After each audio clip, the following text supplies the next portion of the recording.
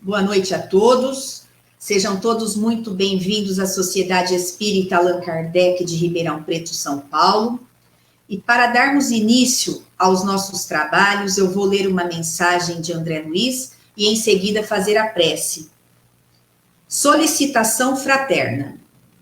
Ajude com a sua oração a todos os irmãos que jamais encontram tempo ou recursos para serem úteis a alguém, que se declaram afrontados pela ingratidão em toda a parte, que trajam os olhos de luto para enxergarem o mal em todas as situações, que contemplam 1000 castelos nas nuvens, mas que não acendem nem uma vela no chão, que somente cooperam na torre de marfim do personalismo, sem lhe descerem os degraus para colaborar com os outros, que se acreditam emissários especiais e credores dos benefícios de exceção, que devoram precioso tempo dos ouvintes falando exclusivamente de si, que desistem de continuar aprendendo na luta humana, que exibem o realejo da desculpa para todas as faltas,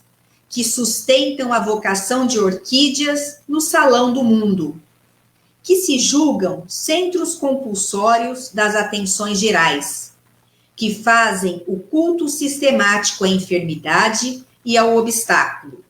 São doentes graves que necessitam do amparo silencioso. É uma mensagem de André Luiz, a psicografia é de Chico Xavier e está no livro Agenda Cristã.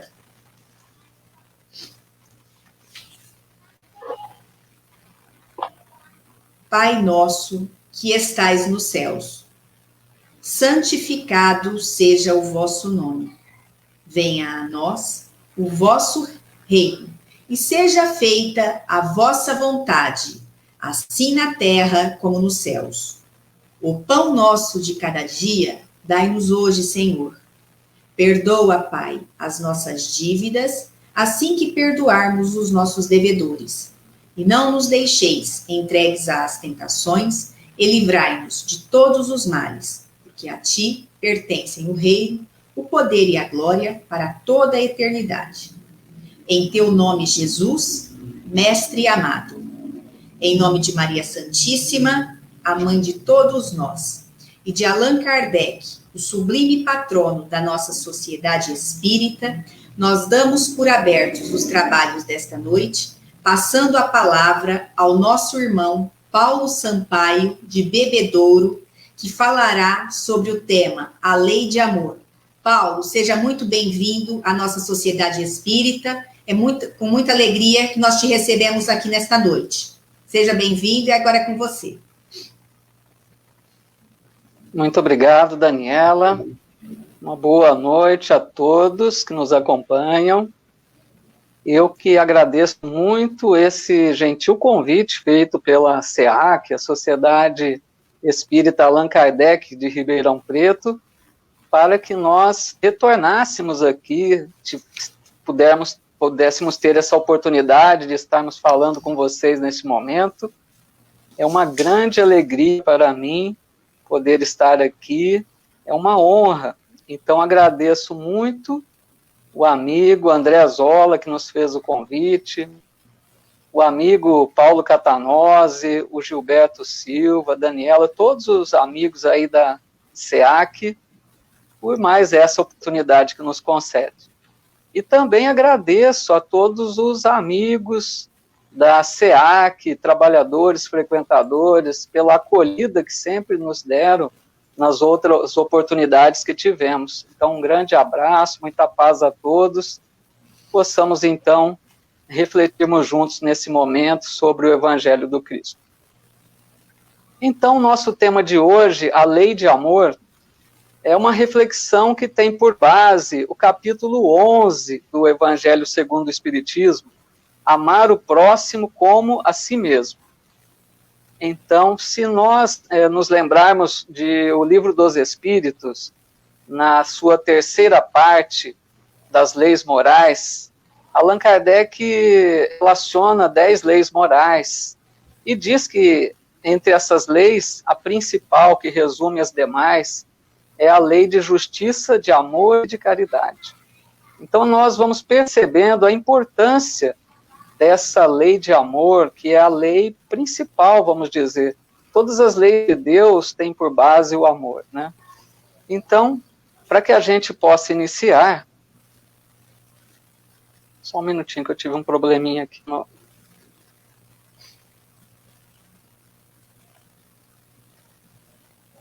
Meu equipamento, só um minutinho, por favor, pessoal.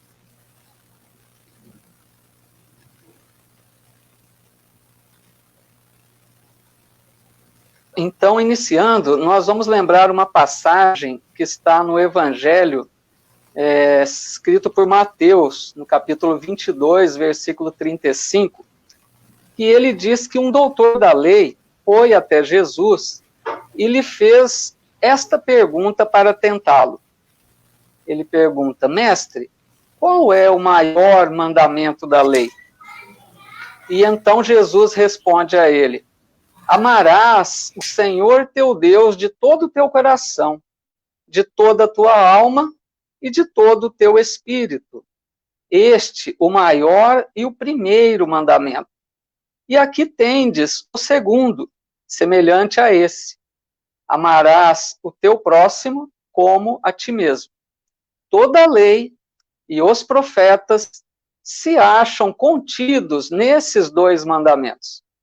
Então, com essa fala de Jesus, nós refletimos o seguinte, que a lei de Deus, ela é revelada à humanidade proporcionalmente à evolução dessa humanidade. Então, nós sabemos que a primeira grande revelação da lei divina aconteceu com Moisés. Moisés trouxe os 10 mandamentos, né? Que foi a primeira grande revelação da lei divina. E esses 10 mandamentos, se nós analisarmos, eles foram apresentados de um aspecto bem de acordo com a condição evolutiva daquela humanidade. Lembrando que a lei de Deus é sempre a mesma, ela é imutável, mas ela pode se apresentar com características diferentes de acordo com cada período evolutivo da humanidade. Então, na hora que Moisés traz os 10 mandamentos, nós percebemos entre eles muitos mandamentos que contêm o não, uma forma de, como se fosse uma proibição, né? Porque nós precisamos lembrar que o povo daquela época era ainda duro de coração, havia uma certa rebeldia, um povo mais difícil para se lidar. Então, a gente sabe que entre os 10 mandamentos consta: não matarás, não roubarás, não desejarás a mulher do próximo, nem seus bens, não levantarás falso testemunho. Nós vemos quantas formas de semelhantes a proibições, que era uma forma apropriada para conter um pouco aquele povo ainda, né, duro de coração. Mas Jesus, quando vem para a sua missão sublime entre nós, Jesus já traz um avanço em mostrar para nós nova característica da lei divina. Então Jesus vem falar da lei de amor. Então a hora que ele diz, ele apresenta essa colocação que lemos, que está no Evangelho de Mateus, ele na verdade resumiu os 10 mandamentos em 2. Porque ele diz: ama a Deus sobre todas as coisas e ao próximo como a ti mesmo. Então, a hora que ele resume, faz todo sentido, porque quem ama verdadeiramente não rouba, não mata, não deseja nada que é do outro. Então, essa colocação de Jesus é muito importante para a gente perceber que, colocando o amor, quando a gente ama verdadeiramente, nós conseguiremos cumprir todos os demais mandamentos. Então, assim, nós percebemos com Jesus uma visão de Deus completamente diferente da época de Moisés. Jesus vem nos falar de Deus como nosso Pai, infinitamente amoroso, que nos ama a todos incondicionalmente. Então, como é importante isso? Porque aquela ideia de um Deus cruel, vingativo, que tinha-se a época de Moisés, ela não mais fazia sentido com Jesus, porque Jesus se referia a Deus como Pai, que ama infinitamente. E aí nós nos lembramos de uma colocação de João, porque a gente poderia pensar realmente como João disse, como nós podemos amar a Deus se nós não amamos seus filhos? É uma pergunta para a gente refletir. Então aí está um grande desafio para nós, que é aprendermos a amar o semelhante, né? Porque nós estamos nessa conquista, nessa evolução para conseguirmos isso. Então esse é o nosso grande desafio. Agora, no capítulo 11, nesse mesmo capítulo 11 do Evangelho, tem uma mensagem do Espírito Fenelon, que eu recortei uma frase para que a gente possa refletir aqui nesse contexto que estamos comentando. Ele diz assim: o amor é de essência divina, e todos vós, do primeiro ao último, tendes no fundo do coração a centelha desse fogo sagrado. Olha que bela frase nos apresenta Fenelon, porque realmente sabemos Deus é amor. E Deus, a hora que cria o espírito imortal, nós sabemos que nesse espírito é colocada a centelha divina. Nós temos em nós essa essência do amor divino. Nós temos em germe um potencial. Nós fomos criados de uma forma para nos tornarmos perfeitos um dia, na perfeição possível, as criaturas de Deus. Vamos imaginar um exemplo bem simples, para que fique bem claro isso. Vamos imaginar uma semente de uma árvore. Quando nós vemos aquela semente minúscula, é muito difícil a gente imaginar que depois de alguns anos, aquela semente se transformará numa árvore frondosa. Então, assim também seria, comparando, né, de forma muito simples, o espírito imortal criado por Deus.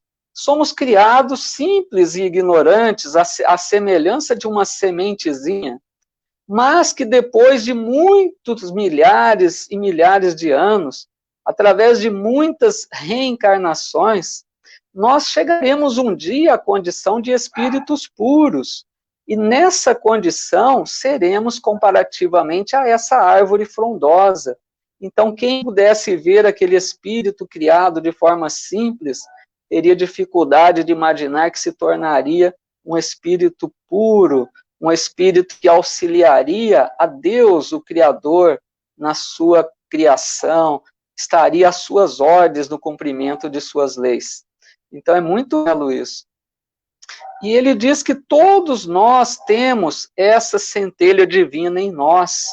E quando fala assim, todos, pensamos que até aqueles que estão, neste momento, agindo no mal, malfeitores, pessoas cruéis, pessoas que estão abusando e maltratando o semelhante, agindo no mal. Então a gente poderia perguntar, será que Deus então errou na sua criação? Por que que esses que têm também a centelha divina, por que estão agindo desta forma? Mas a doutrina espírita nos esclarece que Deus nos criou, nos concedendo a liberdade de ação, que é uma de suas leis, a lei de liberdade. Deus nos dá o livre arbítrio para que nós façamos as nossas escolhas. Então, mesmo que nós escolhamos o caminho do mal temporariamente, Deus permite que assim aconteça, porque Ele sabe que um dia nós retornaremos para a nossa evolução espiritual. Então, todos aqueles que estão hoje voltados ao mal, por pior condição que estejam, um dia também se tornarão espíritos puros, aqueles que receberão a honra de serem chamados filhos de Deus. Então, assim, nós vemos que a criação é perfeita. E lembramos uma frase do profeta Ezequiel, que ele atribui a Jesus, quando diz: Pai, das ovelhas que me destes, nenhuma se perderá. Então, muito belo isso, essa criação que sabemos desse futuro maravilhoso que nos aguarda. Então, assim, nós vamos percebendo que estamos desenvolvendo o amor em nós. Nós passamos por várias experiências, por várias formas de expressões do amor. Então, assim, nós conhecemos o amor de amigo, o amor de casais, o amor de irmãos e o amor de mãe. Eu creio que o amor de mãe é uma das mais belas expressões do amor na Terra. Porque o amor de mãe, ele é incondicional. A mãe ama seu filho, independente se esse filho merece esse amor, se esse filho é ingrato. Quantos exemplos nós vemos de mães que vão lutar para defender seus filhos que foram condenados, e para elas, eles não são maus, eles não fizeram nada de mal assim, elas têm outro olhar para seus filhos. Mas, como nós estamos em um mundo atrasado ainda, em um mundo imperfeito ainda, mesmo o amor de mãe, que é tão belo, ainda fica devendo, ainda fica esperando um aprimoramento. Porque a mãe que ama incondicionalmente seu filho, ama seu filho. Ela não consegue amar o filho de outra mãe da mesma forma. Para a gente perceber que temos bastante ainda para caminhar. Mas é um amor muito belo, que estamos aprendendo com ele, com os exemplos que vemos dessas mães que se doam realmente em favor dos filhos. Ainda falando sobre, então, essa diferença entre gostar e amar, certa vez perguntaram a Buda que ele falasse qual a diferença entre amar e gostar. Então, Buda diz assim, um exemplo bem simples. Se quando você gosta de uma flor, você a arranca para tê-la consigo. Mas se você ama aquela flor, você a rega todos os dias para que ela floresça. Então nós começamos a perceber essa diferença entre gostar e entre amar. Estamos progredindo, estamos caminhando, e nós vemos exemplos aqui na Terra daqueles que vêm para nos mostrar o caminho do amor. Então assim nós vemos que chegaremos em uma etapa tão alta de evolução, que nós chegaremos na condição daquela renúncia total, do sacrifício pelo semelhante. Quando nós nos lembramos de Bezerra de Menezes, o conhecido médico dos pobres, esse espírito que trabalha incansavelmente na Terra em favor de todos nós sabemos que foi oferecido a Bezerra, pelos seus méritos, pelas suas conquistas, por todo o progresso que ele atingiu na Terra, foi-lhe oferecido para que ele alçasse voo para outras esferas, para que ele habitasse em planetas mais elevados que a Terra. E o que fez Bezerra? Ele pediu humildemente que pudesse continuar na Terra, que ele não desejaria seguir naquele momento ainda para esse progresso espiritual, pois que ele queria continuar aqui para nos ajudar, porque ele via a imensa necessidade de todos nós, habitantes do planeta Terra. E esse espírito, então, sublime, continua entre nós, por amor a todos nós, trabalhando incansavelmente. Quando nós nos lembramos da mãe de André Luiz, no livro Nosso Lar, quando ela diz ao filho, e lembrando que ela habitava uma esfera acima de nosso lar, e ela diz ao filho em determinada época que precisaria reencarnar. Ela não teria necessidade naquele momento de reencarnar na Terra, mas ela diz que reencarnaria por sua vontade, para que pudesse casar-se novamente com aquele que foi seu marido na existência passada, o pai de André Luiz. E ela se casaria novamente com ele para receber por filhas as duas ex-amantes desse seu ex-marido. Aí a gente percebe esse amor, essa dedicação para soerguer outros irmãos que ainda ficaram atrás.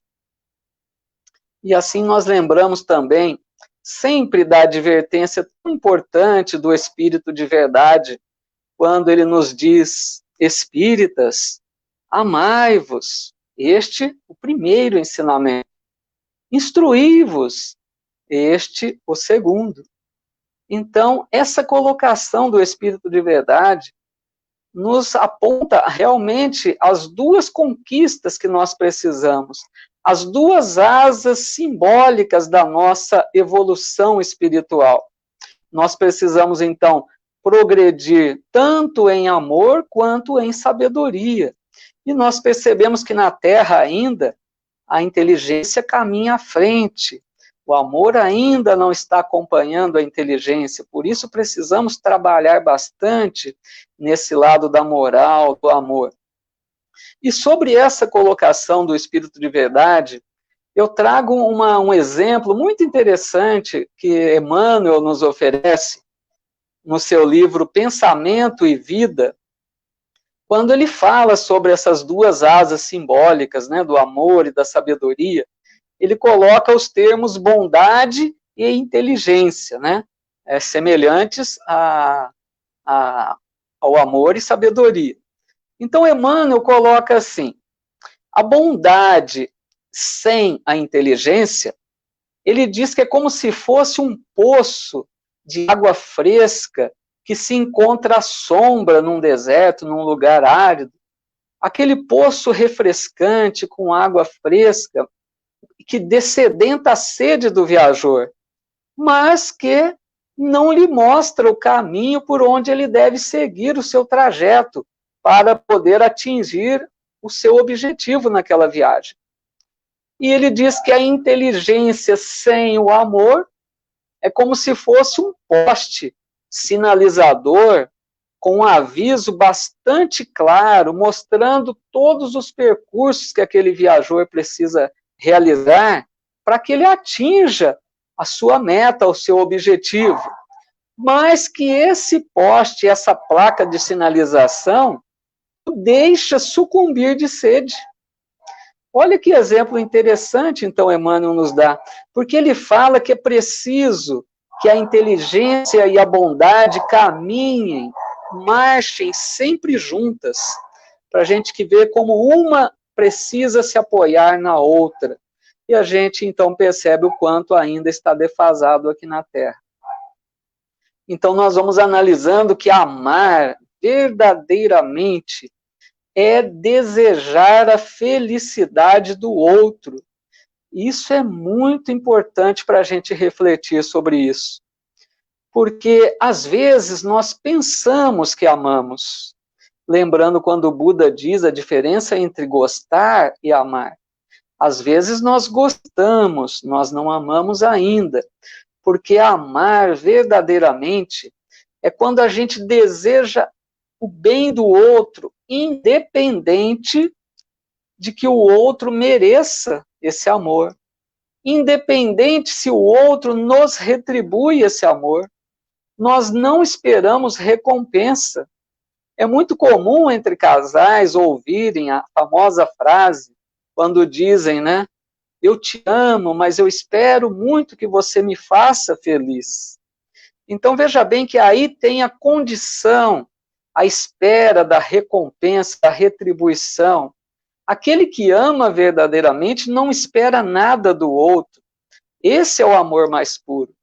Então, lembramos daquela regra de ouro do Evangelho. O amor verdadeiro é quando nós fazemos ao outro tudo aquilo que gostaríamos que nos fosse feito. Então, é esse amor que nós estamos em busca de conquistar. E para isso é importante que a gente vá exercitando, usando sempre da empatia. A empatia, aquela situação em que nós nos colocamos no lugar do outro. Quando nós imaginamos o que o outro está sentindo, quais as dificuldades que aquela pessoa pode estar atravessando, quais problemas aquela pessoa carrega e já enfrentou em sua vida, quais os dificultadores que ela tem para justificar o seu modo de ação. Então, quando a gente começa a usar dessa empatia, nós vamos desenvolvendo um sentimento muito belo, muito importante, que é a compaixão.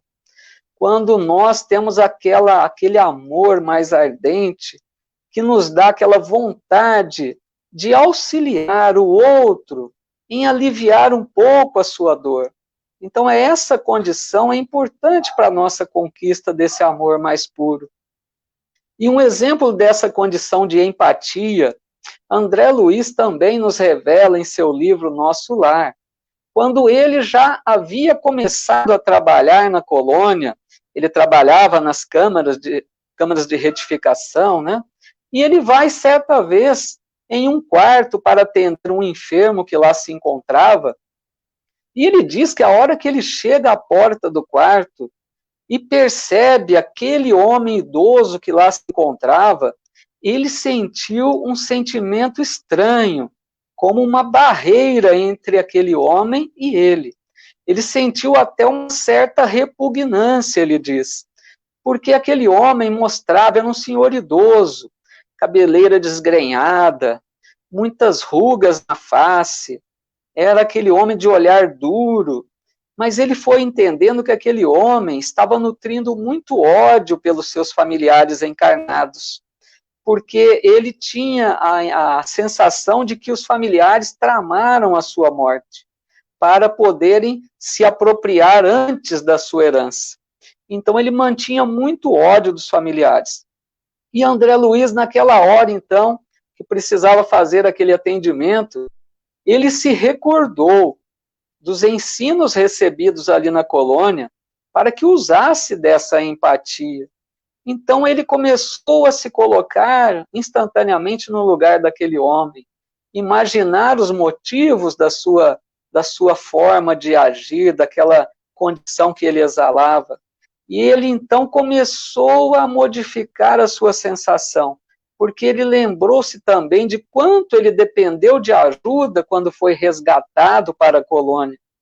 E assim, com esse novo pensamento, com essa nova forma de enxergar aquele homem, ele então diz que passou a ver aquele homem não mais como um enfermo que estava ali, mas como um irmão a quem cabia toda a dedicação, todo o amor naquela hora, e assim ele realizou o atendimento da melhor maneira possível, usando dessa empatia, imaginando aquilo que aquele homem estava sofrendo naquela hora. Agora, então, nós vamos analisar um trechinho do capítulo 12 do Evangelho segundo o Espiritismo, que é amai os vossos inimigos. E diz assim, então, um trecho do Evangelho de Mateus 5:43. Aprendestes que foi dito, amareis vosso próximo e odiareis vossos inimigos. Eu vos digo, amai os vossos inimigos, fazei o bem àqueles que vos odeiam, e orai por aqueles que vos perseguem e vos caluniam. Então, esse trecho do Evangelho que Jesus nos coloca, esse ensino, nós podemos pensar muitas vezes, isso é impossível.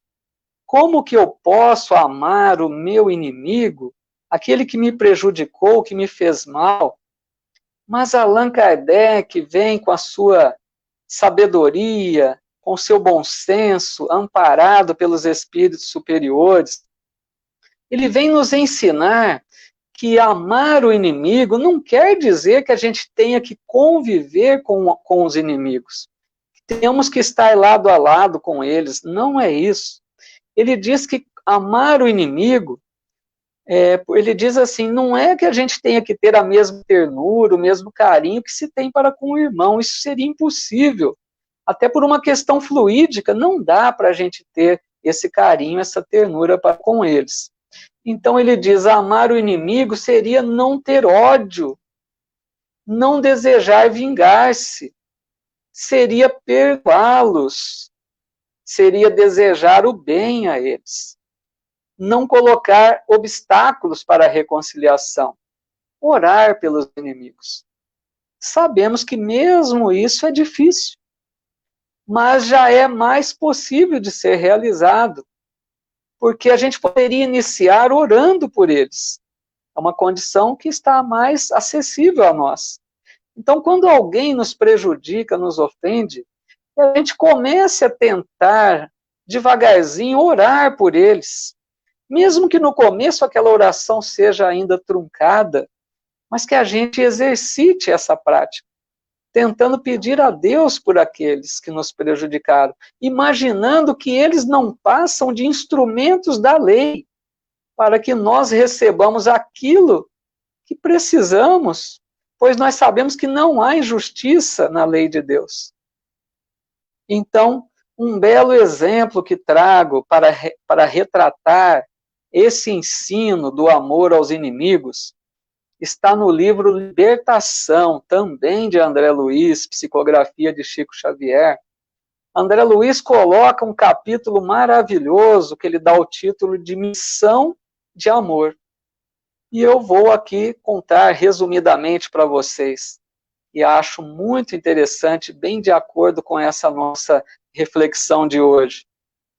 Então, André Luiz conta que, junto com o espírito Gúbio, um instrutor espiritual, eles viriam à crosta terrestre para auxiliar em um processo, em um drama grande de obsessão.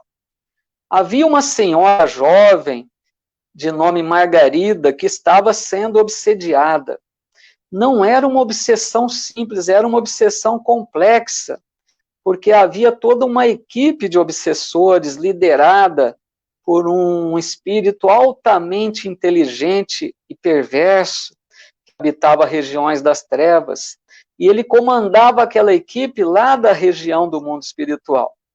E então, um detalhe é que Margarida era alguém muito querido ao coração do instrutor espiritual Gúbio. Ele já havia convivido com Margarida em outras existências. Tinha um imenso amor por Margarida. Então, eles planejam a seguinte forma. O instrutor Gúbio orienta André Luiz que eles iriam baixar o padrão vibratório para que eles pudessem ser vistos pelos obsessores. Esse era o plano. Eles queriam passar como se fossem espíritos comuns, que os obsessores entendessem que era mais reforço da equipe apenas. E assim eles iriam desenvolver a sua tarefa. Então eles vêm para a casa de Margarida aqui na Terra, e André Luiz narra que a hora que chega na casa dela, uma casa confortável, Margarida era uma pessoa com bons recursos materiais, né? E a hora que ele chega, ele já se assusta, porque ele percebe que na casa havia um trânsito grande de espíritos inferiores, espíritos que perambulavam por ali, mostrando que a casa não tinha defesas espirituais. E aí ele se assusta novamente a hora que entra no quarto de Margarida e vê Margarida prostrada na cama. Ela já se encontrava totalmente sem forças, decorrente daquele processo obsessivo. Tamanha era a influência daqueles espíritos perversos que a dominavam. E espíritos ali constantemente dominando a sua mente, transmitindo fluidos deletérios sobre ela. Então, André Luiz olha para Gúbio, para ver qual seria a reação dele. Afinal, Margarida era a filha do seu coração. E Gúbio se mantém tranquilo, inalterável. E assim André Luiz entende que ali estava um espírito experimentado nas tarefas de auxílio, que sabia o momento certo para ajudar. Então, o que faz Gúbio? Ele se aproxima de um espírito que era o chefe dos obsessores ali naquela casa, e recebia ordens diretamente de Gregório, aquele líder que comandava tudo das trevas. Então, Saldanha, ali na casa, era o chefe. E Gúbio se aproxima de Saldanha, começa a conquistar a sua confiança.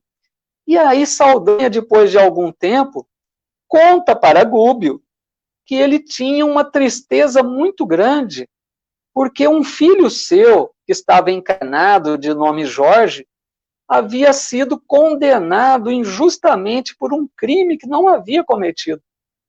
Então o Gúbio, né, ele se oferece para Saldanha para visitar o filho de Saldanha na prisão.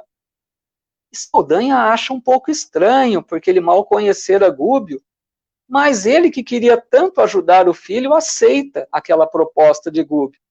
E eles vão, então, de encontro a Jorge, que estava preso. No trajeto, quando vai André Luiz, Gúbio e Saldanha, Saldanha explica para eles que Jorge, seu filho, quando foi condenado, perdeu a condição de normalidade da condição psicológica, mental, e ele desencadeou um processo de demência.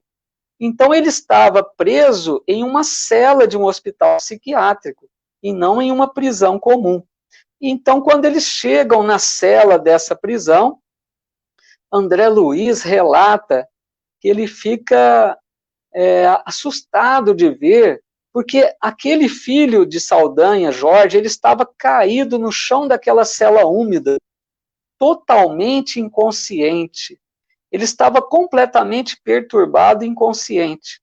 E estranho que junto de Jorge estavam dois espíritos femininos, também caídos ali no chão, os três ali, estirados naquele chão da cela úmida. Então, o Saldanha explica que aqueles dois espíritos femininos, uma era a esposa de Jorge. O que aconteceu? Quando ela teve a notícia da condenação injusta, ela não resistiu e tirou a própria vida. E aí, imediatamente, foi atraída para Jorge lá naquela prisão. Estava ali em espírito, então. E a outra era a mãe de Jorge, que com o passar dos dias, vendo o filho preso injustamente, vendo que a nora suicidou-se, ela foi perdendo o amor pela vida, perdendo as forças e acabou desencarnando também.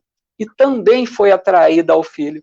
Então as duas estavam ali junto de Jorge, em espírito, numa ligação doentia com ele, os três ali numa situação lamentável.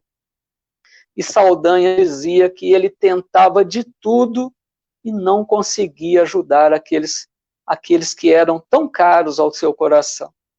Então Gúbio pergunta a Saldanha se ele poderia fazer algo em favor daqueles três.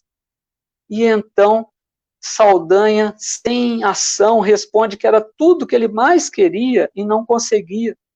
E André Luiz, naquela hora, então intrigado, ele fica a se perguntar: como que pode Gúbio oferecer para ajudar um filho do chefe dos obsessores e deixar a sua filha lá naquela casa, entregue aos obsessores perversos? E André Luiz mesmo continua: mas eu me lembrei do princípio evangélico, amai os vossos inimigos. E assim, então, Gúbio, durante meia hora, iniciou uma operação magnética de estímulo, transmitindo fluidos salutares para aqueles três irmãos, de despertamento. E depois dessa operação magnética, ele faz uma oração em voz alta, uma oração belíssima. E naquela hora da oração, do corpo espiritual de Gúbio, era irradiada muitas luzes espirituais. Saíam muitas luzes do corpo espiritual de Gúbio, mas nessa hora ele já não estava mais preocupado em mostrar a sua verdadeira condição. Ao final da oração, Jorge levanta-se do chão tranquilamente, como se nada estivesse acontecendo, e vai se acomodar tranquilamente numa cama que se encontrava ali naquela cela. As duas irmãs também despertam. Gúbio fala com elas apenas o necessário para orientá-las e chama um irmão espiritual para que as conduzam até uma esfera próxima para serem atendidas, continuar o atendimento e os cuidados que elas precisavam. Assim, Saldanha mostrava uma alegria imensa de ver a situação completamente modificada. Mas Gúbio diz a ele, não é só isso, Saldanha. Eu preciso agora que você me leve até a casa do juiz que fez essa condenação injusta. E assim eles vão. Chegando à casa daquele juiz, Gúbio espera o momento em que ele se desdobra pelo sono e em espírito conversa com ele. Então Gúbio mostra àquele juiz a gravidade daquela sua decisão infeliz que condenou Jorge injustamente. Mostra a ele as responsabilidades, toda a consequência dessa sua ação indevida.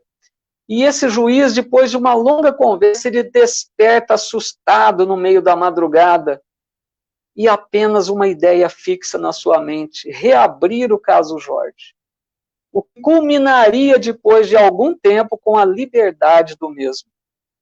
Assim, então, de volta a casa, Gúbio, Saldanha e André Luiz, no percurso, agora Gúbio se dirige a Saldanha e diz a ele, Saldanha, meu amigo, assim como você desejou ajuda para seu filho querido que você tanto ama, eu quero te pedir, Saldanha, por aquela que é uma filha do meu coração. Eu quero te pedir por Margarida. Eu quero que você me ajude a encerrar esse processo obsessivo. Vejam bem a colocação que faz Gúbio de dizer, fazer um pedido desse ao chefe dos obsessores. E André Luiz então diz que naquela hora ele presenciou uma cena comovedora, que seria inacreditável horas antes, porque Saldanha, com grossas lágrimas nos olhos, responde para Gúbio. Eu vou até ler para não perder a beleza do texto. Disse Saldanha, ninguém me falou ainda como tu. Tuas palavras são consagradas por uma força divina que eu não conheço, porque chegam aos meus ouvidos quando já me encontro confundido pelos teus atos convincentes. Faze de mim o que desejares. E aí nós vemos a força do amor verdadeiro. Naquela hora, Gúbio havia conquistado aquele que era o chefe dos obsessores. Ele já não seria mais esse chefe dos obsessores, iria auxiliar no processo de encerrar aquela obsessão. E como eram muitos, assim continuou agindo Gúbio, transformando, atendendo a cada um até conquistar a sua simpatia, o que levaria depois de algum tempo a libertar Margarida daquele processo obsessivo.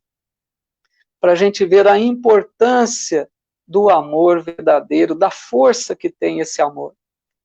E já caminhando para o encerramento, quero recordar daquele momento em que Jesus reúne os seus apóstolos para aquele episódio que fica conhecido como a última ceia.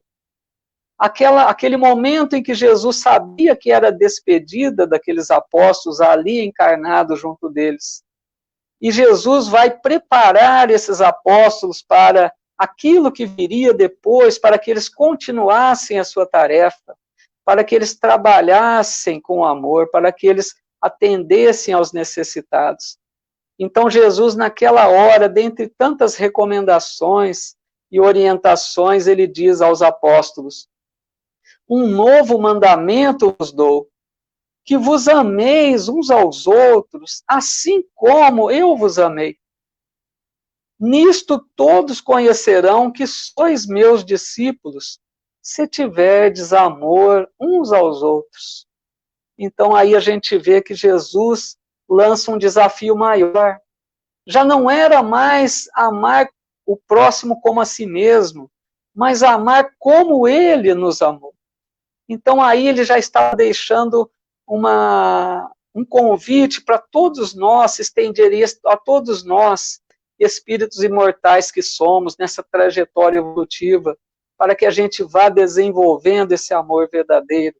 E ele mostra ali que os cristãos seriam reconhecidos não por símbolos, não por nenhuma imagem, mas pelo muito que amassem uns aos outros. Aí sim se reconhece o verdadeiro cristão. E eu quero então encerrar com uma crônica de Humberto de Campos, que se encontra no livro Contos e Apólogos, que ele intitula A Esmola da Compaixão, psicografia de Chico Xavier também. Então, conta-nos Humberto de Campos que após o retorno de Jesus à pátria espiritual, os seus apóstolos continuaram a sua missão de amor. Eles continuaram atendendo a todos aqueles necessitados do corpo e da alma. E eles abriram, então, uma casa onde eles acolhiam todos esses enfermos e necessitados. E essa casa ficou conhecida como a Casa do Caminho. Essa casa vivia repleta de necessitados, de enfermos, de doentes. Eram mulheres carregando crianças doentes nos braços. Eram velhinhos desiludidos e desamparados. Eram alienados mentais. Enfim, todas aquelas necessidades. Então, muitos buscavam socorro naquela casa de amor onde atendiam esses apóstolos. E o apóstolo Pedro, que liderava essa equipe, ele atendia sempre numa pequena sala, com muita dedicação, com muito amor, com muito carinho, incansavelmente. Mas naquele dia em especial, que se refere a Humberto de Campos, fosse talvez pelo cansaço físico, ou mesmo até pela fragilidade da condição humana, Pedro se mostrava muito irritado. E assim ele começou a apontar os defeitos daquelas pessoas que chegavam ali para receber ajuda. Então ele diz para um auxiliar do trabalho: olha, observa aquele homem que vem em nossa direção com o braço ressequido.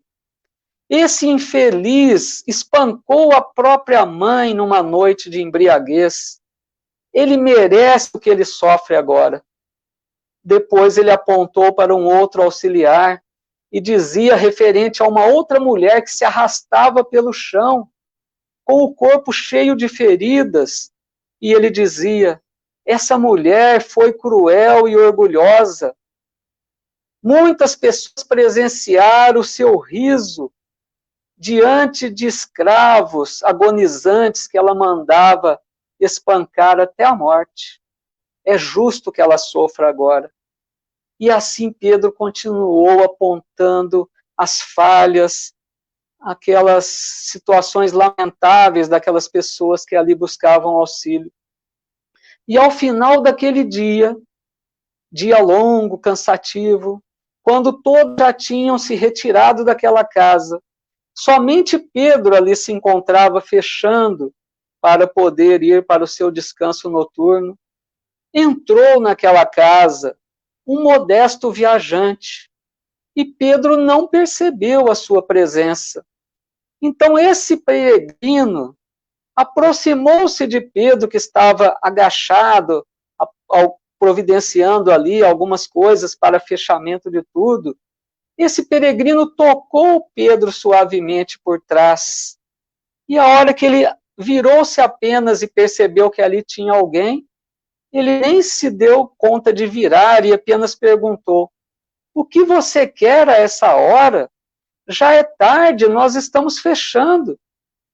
Mas aquele homem nada respondeu. Então Pedro voltou a perguntar: diga logo o que você quer. Eu não tenho tempo, eu estou cansado, eu quero descansar. O que você precisa? Silêncio daquele homem.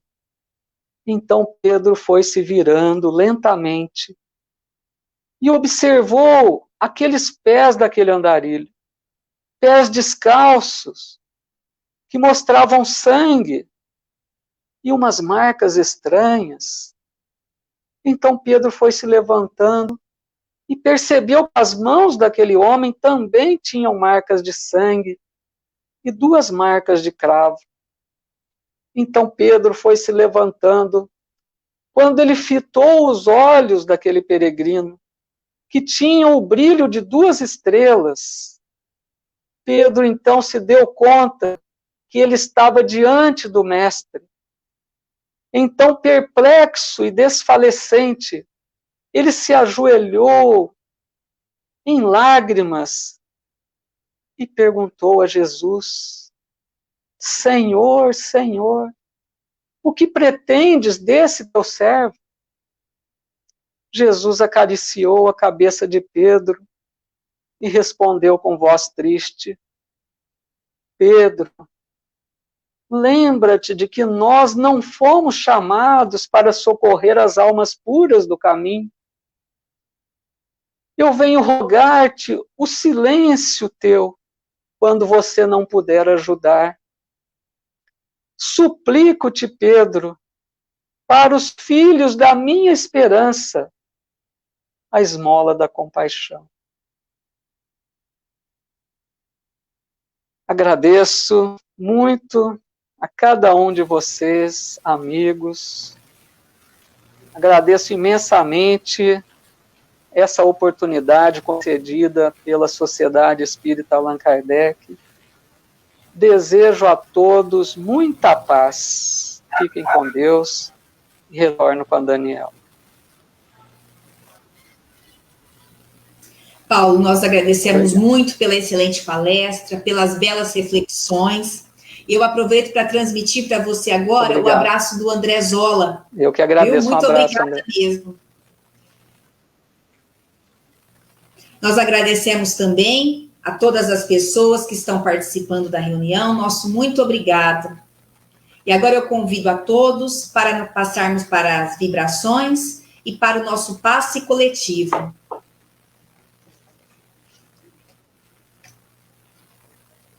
Nestes momentos de paz, envolvidos pela palestra edificante que acabamos de ouvir, onde estivermos, vamos fechar os olhos, respirar bem fundo e lentamente, procurando relaxar, acerenar o nosso coração e nos sintonizar com os planos superiores da vida. E para isso, vamos elevar o nosso pensamento a Deus, nosso Pai, e a Jesus, nosso irmão maior, suplicando a Jesus, nosso mestre e amigo, que acalme o nosso coração, cuide de nossa ansiedade e amenize as nossas dores, sejam elas físicas ou morais, e atenda às nossas reais necessidades. Vamos aproveitar estes momentos de paz para enviar as nossas preces e vibrações de amor a todas as pessoas que se encontram em nossas mentes. Pedimos também por todos os encarnados e desencarnados que necessitam de preces, independente do lugar em que estejam, que neste momento recebam os fluidos salutares dos benfeitores da espiritualidade maior. Jesus, fortaleça em nós a paciência para com as dificuldades dos outros, assim como precisamos da paciência dos outros para com as nossas dificuldades. Que a tua inspiração, Senhor, nos guie nas decisões que devemos tomar diariamente e que a tua bondade nos ensine a ser melhor a cada dia. E nestes momentos em que recebemos o passe de forma coletiva, rogamos aos bons espíritos que tragam dos divinos laboratórios da pátria espiritual e derramem sobre cada um de nós fluidos benéficos de paz, saúde, harmonia e de tudo aquilo que estivermos realmente necessitando para o nosso reequilíbrio. e que tenhamos a nítida sensação de bem-estar físico, mental e espiritual, recarregados em nossas energias para mais uma semana de lutas, desafios e novas oportunidades. Solicitamos aos espíritos luminosos que fluidifiquem as águas da nossa casa e pedimos a Jesus que nos despeça em sua doce paz e que permaneça no leme de nossas vidas, hoje, agora e sempre. Que assim seja.